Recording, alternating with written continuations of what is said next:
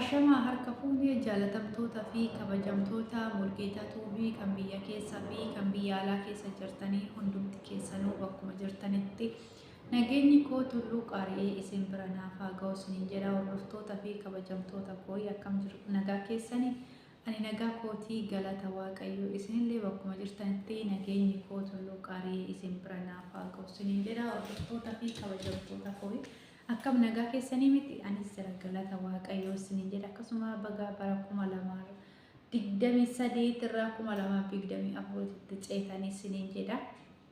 Barri kun immoo bara nagaa nuuf haa ta'u, bara hojjetannee biyya keenyatti nagaan galu Waaqayyo nuuf haa taasisu isiniin jedha. Hordoftoota fi kabajamtoota koo biyya keenyallee biyya nagaa Waaqayyo nuuf haa taasisu. Waaqayyo biyya keenya nagaa nuuf haa buusu isiniin jedha. Kabajamtoota fi jaalatamtoota koo har'a warri mana kanaaf haarawaa taatan garuu subscribe like gochuu hin dagatinaa isiniin jedha. Muddama viidiyoo kana waan waraabaa jiru jechuudha. Har'a Mulgeetaan maal qabattee dhufte hoo jettanii Mulgeetaan waan addaa tokko qabattee dhufte. Innis maal jechuun keessaniin oolu jechuudha. Ayyaana kanaan sababeeffatee warri bira jiru kun kennaa addaatu naa kenname jechuudha. Dhugaa dubbachuudhaaf kennaa ajaa'ibaati jechuudha. Kan naaf kenname jechuudha.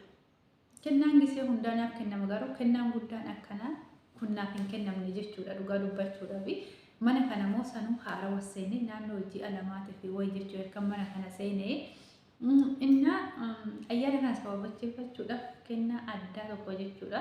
Dhugaa dubbachuudhaaf ani Ramadaan irratti kennaan namaa kennama malee bara haarawaa irratti argee hin beeku jechuudha. Gisee hundaa kennaan naaf kennama, Ramadaan irratti naaf kennama jechuudha. Gisee Ramadaan naaf kennama. Nan argadha kennaa jechuudha. Fakkeenyaaf amma barreen gaddaa Ramadaan darbe jechuudha.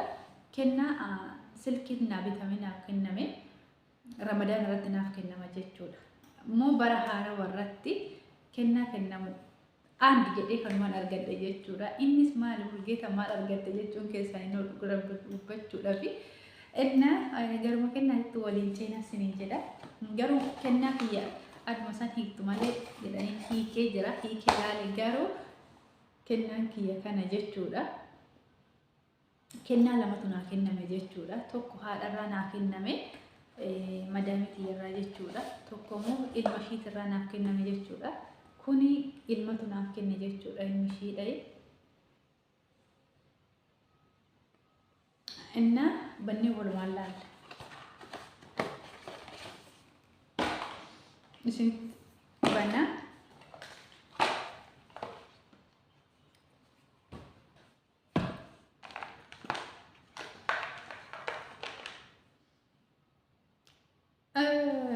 jira silkiidha akka kunis akkanaan hin jenne garuu silkuma fakkaata sa'aatidha garuu waan hundaa kan guuttate jechuudha.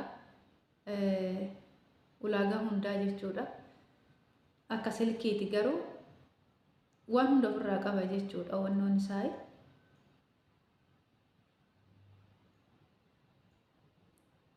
silkii daaritti illee irratti hirachuu hin danda'ani. Wannoos jechuudha. Waasaapii minaaminti hin qaba. Akkasuma kun olaala waasaapii hin qaba. Daaritti dawaluu hin danda'ama. Suuraa adda addaa, muuziqaa adda addaa waan guutuu jechuudha. Waa silkiin qabu hundaa qaba jechuudha.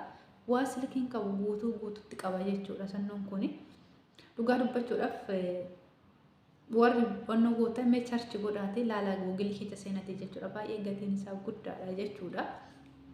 Googilii keessatti charchi godhee laalee jechuudha. Baay'ee gatiin isaa baay'ee guddaadha jechuudha. Inna kennaa kanatu naa kenname jechuudha.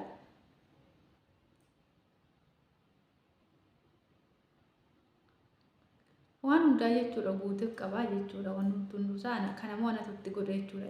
Gadda guyyaa sadaffaa isaatti kanaaf kenname jechuudha. Kana bichaas mootii naannoon isaa kan jijjiirama jechuudha. Kunis kanuma kanaati jechuudha. Kunis kanuma kanaati jechuudha. Inni biraa immoo chaarjii isaati kun jechuudha. Chaarjii isaa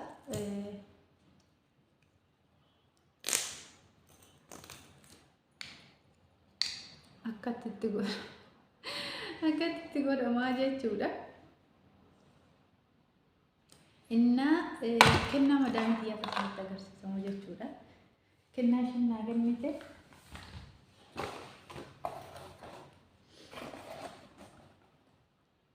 isheenis kana naaf kennite jechuudha.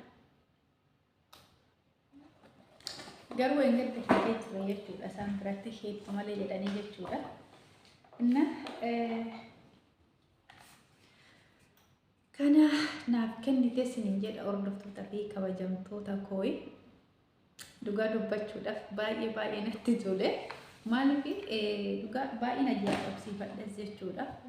Waan hunda guuttatee qaba. Waraqaa isaa guutuudha jechuudha. Kunillee kanuma isaatii wajjumaan bitan kun jechuudha.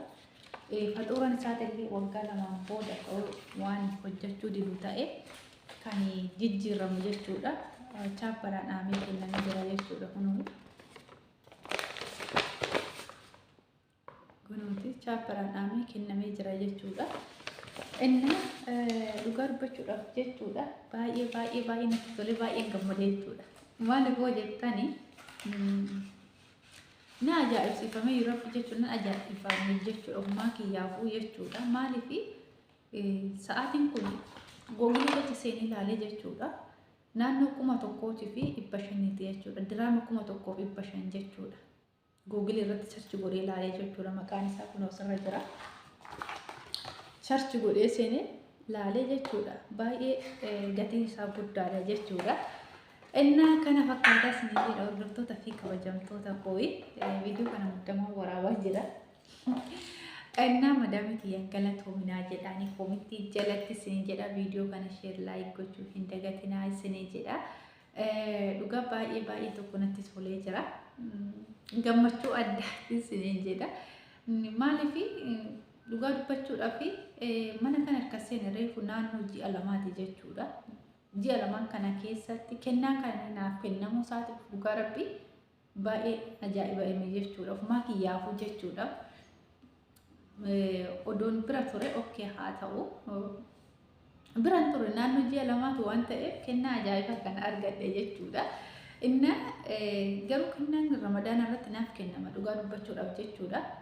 Silkiin ofii kiyyaa bitadhe silkii takka bichaa erkan maraatii kana dhufee jechuudha. Kan gazaba kiyyaan bite jechuudha. Silkii sallamaa kennaa naa kenname jechuudha. Dhugaa dubbachuudhaaf jechuudha. Gisee ramadaana kennaa naa kennamuun silkii naa bitan jechuudha.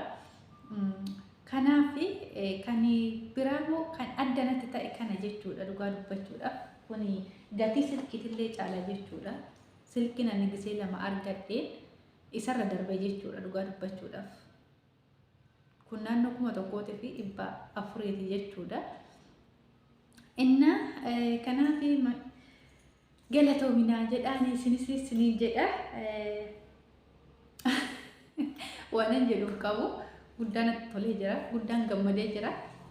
Nagaa fayyaa naaf ta'a. Viidiyoo kana sheer laayik gochuu hin dagatinaa sinii jedha. Sheer laayik godhaadha. Hordoftoota fi kabajamtoota kooyi sinii jedha. Madaamiti yaanis galatoominaa jedhaanii kennaa kana kan naaf kennamu mucaa isheeti jechuudha. Inna akkasii sinii jedha hordoftoota fi kabajamtoota jaalatamtoota kooyi nagaa fayyaa naaf ta'a. Ciao.